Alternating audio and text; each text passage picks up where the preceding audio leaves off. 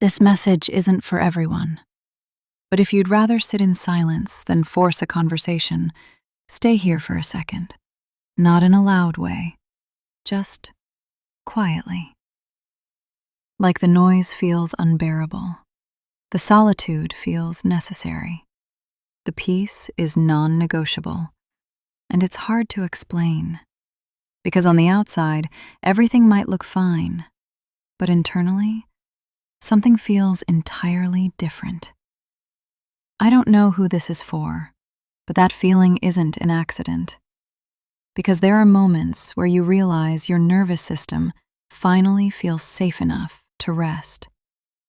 The social obligations you used to fulfill, the small talk you used to endure, even the noise you used to think was normal. And when that starts happening, it creates a gap between what you used to accept and what you actually need. Hello. Stay with me for a second, because this is where most people get scared. They try to ignore it. They try to force themselves to fit back into the old mold. They try to pretend they haven't changed. But that mold doesn't fit anymore. And forcing it only creates more friction, because you're trying to shrink yourself to fit a space you've outgrown. And that's why it feels so uncomfortable. Not because you're doing something wrong, but because you're finally doing something right. And that process doesn't feel safe at first.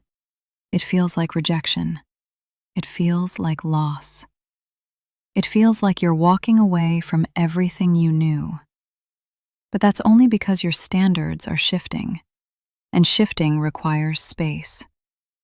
I don't know who needs to hear this, but you're not crazy.